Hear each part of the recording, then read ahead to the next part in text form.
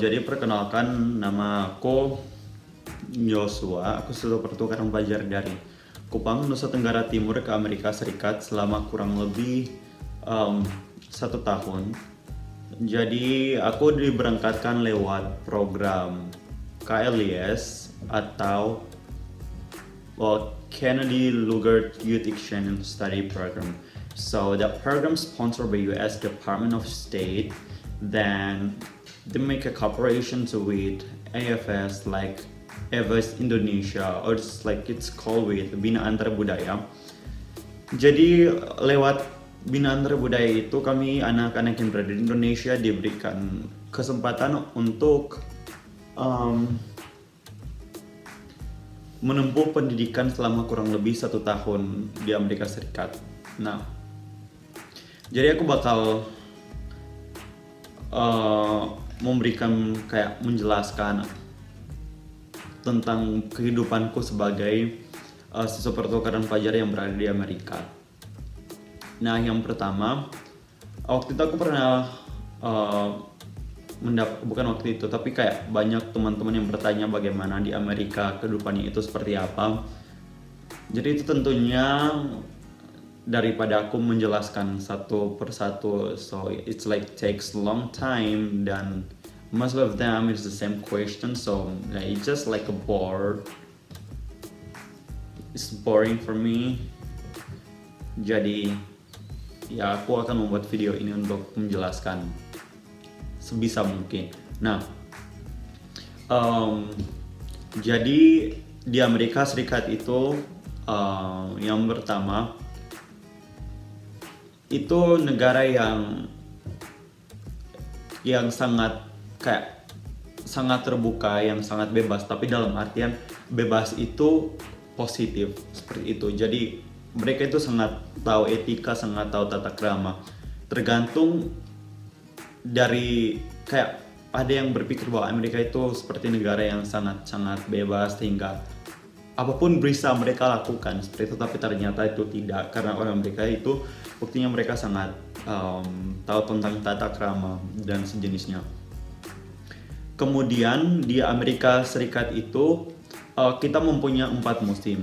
Yang pertama ada musim panas atau summer, yang kedua itu ada fall atau musim gugur, yang ketiga ada musim dingin atau winter, di mana itu ada salju, terus suhu udaranya itu sangat dingin, dan waktu itu di Minnesota itu pernah mencapai minus 40 pada tahun lalu, tepatnya bulan Desember. Jadi itu lagi dingin-dinginnya, jadi itu minus 40. Nah, setelah itu sekarang bulan Maret itu udah masuk kepada spring atau sudah menuju musim hujan. Nah, jadi totalnya ada 4 musim. Kemudian di Amerika Serikat itu aku tinggalnya itu di Minnesota, dan tinggalnya itu di small town. Jadi itu populasi orangnya itu cuma sekitar 300 atau 400 orang saja. Nah, itu berbeda sekali dengan kehidupanku di Kupang, karena di Kupang itu aku tinggalnya di kota yang ibu kota provinsi. Jadi itu kurang lebih 500 orang lah, 500.000 orang maksudku. Kurang lebih 500.000 orang yang tinggal di Kupang dan datang ke sini. Itu yang tidak ada apa-apa seperti itu. Tapi bahwa sekalipun hanya 300 orang, tapi sudah cukup lengkap, mulai dari fasilitas seperti sudah ada itu bukan kota sebenarnya, tapi kalau di Indonesia itu lebih kepada RT atau RW gitu. Jadi setiap RW itu sudah ada stasiun gas atau pom bensin, kemudian ada yang toko, ada yang bar, ada yang kafe. Jadi itu ya tidak buruk-buruk amat sih. Kemudian di Amerika Serikat itu orangnya itu terbuka sekali. Kemudian aku sempat berpikir bahwa aku tidak bakal mendapatkan teman karena mereka kan banyak yang beraktivitas di dalam rumah, sedangkan kalau di Indonesia kan kita kayak bisa pergi ke teman-teman, dan itu hal yang cukup sulit karena berbeda sekali. Di situ aku tidak mengetahui siapapun selain dari keluarga angkatku atau host familyku, jadi itu cukup ya kayak aneh saja. Jadi I was feel like kayak sendiri, tidak ada teman gitu. So tapi lama kelamaan itu berjalan dan semua kondisinya itu menjadi lebih baik, sudah membaik sampai akhirnya aku udah mendapatkan teman di penghujung dari program ini. Nah, kemudian ada juga kan bertanya bagaimana tentang kehidupan di sana atau sekolah di sana. Nah, sekolah di sini itu cukup berbeda dengan di Indonesia. Di Indonesia itu kita harus menggunakan seragam, tapi di Amerika kita tidak perlu menggunakan seragam. Kita bebas berpakaian apapun selagi itu sopan dan sesuai dengan aturan yang ada di sekolah. Kemudian banyak varian kelas yang bisa kita ambil, yang bisa kita pilih. Setelah itu ada juga olahraga, dan orang Amerika terutama di sekolah-sekolah itu kayak olahraga itu hal yang sangat penting, hal yang sangat kayak bisa membantu sekali ketika kalian pergi ke college karena bisa mendapatkan kayak beasiswa. Jadi banyak yang berlomba-lomba untuk